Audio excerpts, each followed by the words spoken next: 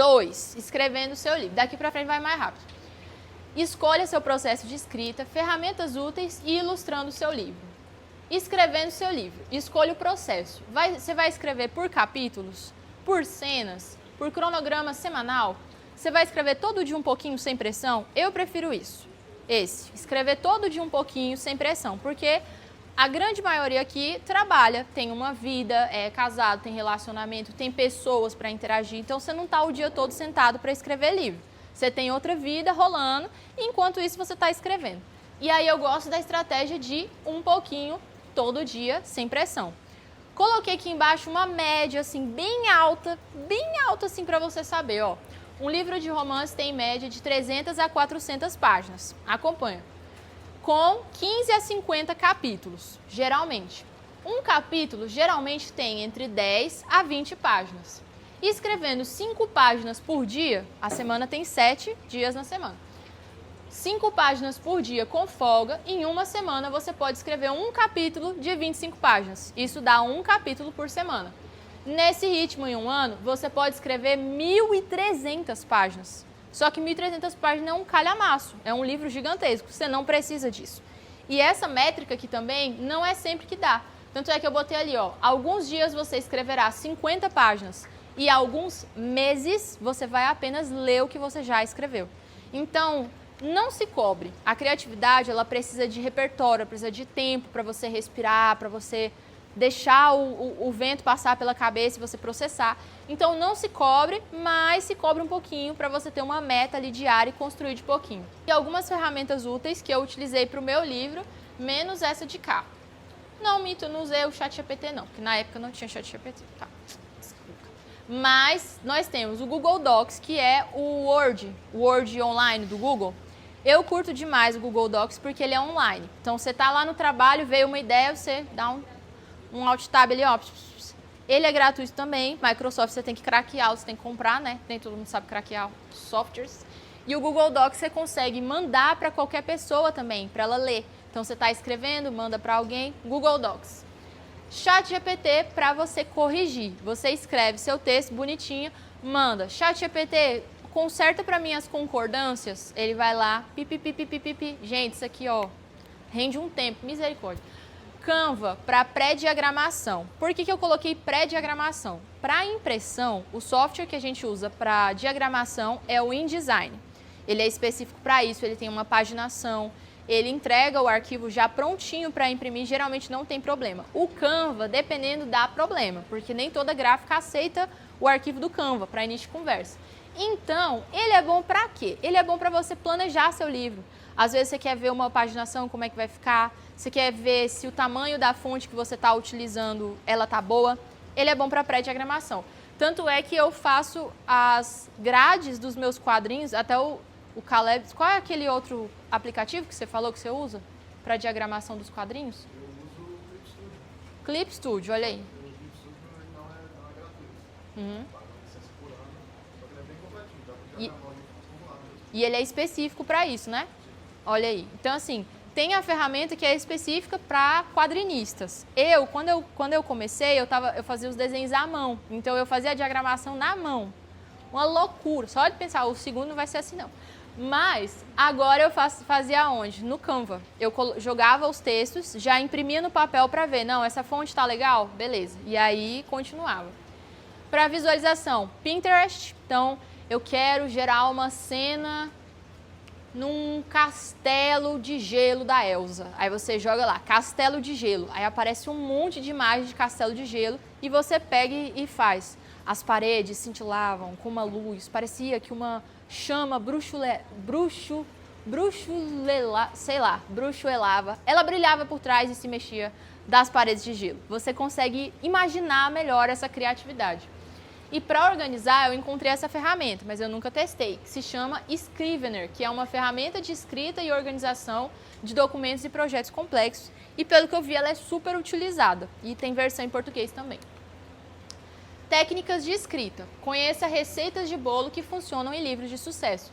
E aqui a gente tem a Jornada do Herói. Todo mundo já ouviu falar da Jornada do Herói? Por alto, né? Eu não vou me aprofundar muito, mas a Jornada do Herói tem um carinha que está na vida normal dele, Você foi chamado para uma aventura? Dificuldades, dificuldades, dificuldades. O grande embate final, ele vence o vilão. Enfim, geralmente é isso, jornada do herói. A gente vê isso em Harry Potter, Senhor dos Anéis, Star Wars, Moana, Elsa, insira aqui, todos os filmes do mundo. Jornada do herói. É uma boa forma de você criar uma história se ela for de ficção. Outras histórias, estrutura de 3 atos, que é só uma divisão de como que você vai organizar. Então, ó, no Harry Potter e a Pedra Filosofal, descobrimos o mundo dos bruxos, logo depois, mistérios, obstáculos e o ato 3, o conflito com o vilão principal e o encerramento do livro. 3 atos. Procurando Nemo, mesma coisa, gente, só que é uma história totalmente diferente. Marlin perde o filho, jornada para encontrá-lo, conflito final e reunião com o Nemo. Então, é tiro e queda, sempre funciona. Aqui tem outras técnicas, gente, tinha que voltar a Crepúsculo. Aqui tem algumas como Save the Cat, que é tipo uma batida mais ritmada, assim, tan, tan, tan, que é viciante. Setups e payoffs, que é tipo assim, num capítulo você fala de um elemento, aí 2 capítulos depois esse elemento surge de novo. Show, don't tell, que é mostrar ações ao invés de descrever sentimentos. Então você não passa tipo meia hora dentro da cabeça da personagem falando ai, eu tava me sentindo muito deprimida, nananã, nananã. Se o seu público-alvo, por exemplo, for masculino, dependendo do público-alvo específico, às vezes isso não vai ser tão interessante. Ele quer ver um ritmo mais acelerado. Dando um exemplo sobre isso, de público masculino, vocês devem conhecer que na Bíblia tem os 4 evangelhos sinóticos, que são 4 evangelhos que falam, são 3 na verdade, mas são 4 evangelhos sobre a história de Jesus. Os 4 contam histórias semelhantes, mas a gente tem 2 escritores muito diferentes. Um é o Evangelho de João, ele é muito emotivo, ele começa com uma história tipo assim, no princípio era o verbo, ele escreve de um jeito assim arrebatador e tal. E depois a gente tem Marcos, que nem era um dos discípulos, provavelmente ele escreveu baseado nos relatos, colhendo relatos, assim como Lucas. E o Evangelho de Marcos, ele é rápido, ele parece um filme de ação e ele fala só os pontos altos. Então ele não fala tanto assim, Jesus se sentiu de tal forma, nananã. Não, ele foca nos pontos altos da história. Tanto é que o pessoal brinca que é como se fosse um filme de ação dos evangelhos. Ele é mais tipo Duro de Matar, Velozes e Furiosos, só que dos evangelhos. Então é um exemplo. E, principalmente, motivações e conflitos. Todo personagem precisa querer algo e encontrar obstáculos. Eu pensei nesse aqui por causa do seu livro, Gabriel. Por quê? Se você está escrevendo um livro que não tem nada a ver com fantasia, mas ele é de empreendedorismo, de tecnologia, algo assim. O que é legal? Você botar um gancho no teu capítulo. Então o leitor está terminando o capítulo, aí ele fala, vou ler só mais esse capítulo e acabou. Aí no final do capítulo, você fala assim, para fazer isso, você vai precisar de um network. No próximo capítulo, vou te ensinar como fazer isso. O cara fala, pronto, não vou dormir, eu preciso descobrir como que é. Nisso que as pessoas leem livro em um dia. No livro ser curto e ele ser dinâmico e gancho. E aqui, em Motivações e Conflitos, eu quis citar uma das maiores obras literárias de todos os tempos, que é a saga Crepúsculo. Para vocês entenderem que, em Crepúsculo, no primeiro, né, ela conhece o Edward. Edward é um vampiro. Mas eu quero muito ficar com ele. Acontece um conflito, no final ela fica com o Edward. Show! Resolvemos o conflito. Em Lua Nova, ela já tem o Edward. Tudo que ela quer é o Edward. Então, como que vai ter o conflito? Tom! Ela perde o Edward. O conflito agora é ela ir para resgatar o Edward, porque teve um mal entendido. Beleza. Eclipse. Se resolveu. Qual é o objetivo dela? Ficar com o Edward. Mas ela já tem o Edward. 2 livros ela já conseguiu o Edward. E agora? Não, peraí. Como é o nome da menina? Gente, me ajuda. A ruiva. Vitória. A Vitória quer matar ela e o Edward. Então, para ela ficar com o Edward, viver a vida deles em paz, tem que matar a Vitória. É aquele ali. Eclipse. Beleza, acaba Eclipse, matamos a Vitória. Ai, Edward, finalmente a gente pode ficar juntos. Aí tem Breaking Dawn, Amanhecer, parte 1. Eles se casaram. Tá tudo bem, certo? Errado. Porque aí ela engravidou e é um filho de um vampiro. Meu Deus, está crescendo um monstro dentro dela. Como que a gente vai resolver isso? Gente, 5, no final das contas, né? São 4 livros. 4 livros. 4 livros com o mesmo objetivo. A Bella quer ficar com o Edward. Como que ela conseguiu escrever esses 4 livros? Motivações e conflitos. Se você quer prender o leitor, você gera um conflito. Mas e se for aquela história do amor... o amor tranquilo que eu tinha falado. Talvez os conflitos não sejam entre o casal, seja eles lutando com os conflitos. Talvez o conflito é a rotina, talvez o conflito seja fazer o amor continuar vivo. Então, você sempre vai adaptar para o teu nicho como que essas estratégias aqui vão se aplicar. E a gente tem aqui as ferramentas dos arquétipos. Então, a gente tem o herói, que é tipo o Harry e o Frodo. O aliado, que é um companheiro legal que ajuda na caminhada, como Hermione e Ron, e o Sam. O mentor, que é aquele guia sábio que está te levando até o caminho correto. E a gente tem o Dumbledore e o Gandalf. O bobo da corte, ou o alívio cômico. E assim, fazer um disclaimer aqui, né? O Gollum, na minha opinião, ele não é bobo da corte, tá? Mas ele é um alívio cômico nos filmes, então eu botei aqui como se fosse. Que é aquele personagem que tá ali, o conflito, e ele solta uma piada na hora errada, que é tipo o Ron falando. O Guardião do Limiar é aqueles... Sabe aqueles personagens que eles são infinitos, duplicados, e eles nunca morrem? Tipo o Stormtrooper, os Orcs. Sempre tem uma quantidade gigante daqueles bichos, eles nunca morrem, mas eles estão sempre morrendo. Então, a única função ali na história é, tipo, ser os capangas. Os caras que estão sendo conflito e atrapalhando o herói de chegar até a coisa. Eles são o Guardião do Limiar. E a Sombra, que é o vilão ou o obstáculo final. Por exemplo, em Harry Potter, a Sombra é o Voldemort. Mas em Senhor dos Anéis, a Sombra é o Sauron, mas é também o Um Anel. E eu gosto muito dessa comparação porque o Sauron é uma criatura física que você luta, né? Mas o Um Anel não. O Um Anel é uma coisa que está dentro do Frodo. É uma tentação, é uma luta interna que ele vivencia, assim como nós temos lutas internas na nossa vida. Então, a Sombra nem sempre é um personagem. Ilustrando seu livro. Esse aqui é um só para ilustradores. Quem aqui que desenha ou quer começar a desenhar? Ou é da área dos quadrinhos? Pedro, você desenha, que legal. Quer começar? Pronto. Aqui eu coloquei algumas ferramentas, mas todo mundo que eu vi aqui já sabe desenhar. Mas eu coloquei algumas ferramentas que são as que eu utilizo, né? O Procreate e o Krita para Samsung. Também o Pose My Art, que é um site que tem aqueles bonequinhos 3D, você coloca ele na posição e você usa ele como referência. E é online e é gratuito. O Pinterest, que eu já falei, como referência para cenários e tudo mais. E o Canva para pré-diagramação. Eu estou fazendo muito propaganda do Canva, mas não é porque ele vai dar 45 dias de Canva Pro pra gente, mas é porque realmente, assim, eu sou designer, eu sei usar pelo menos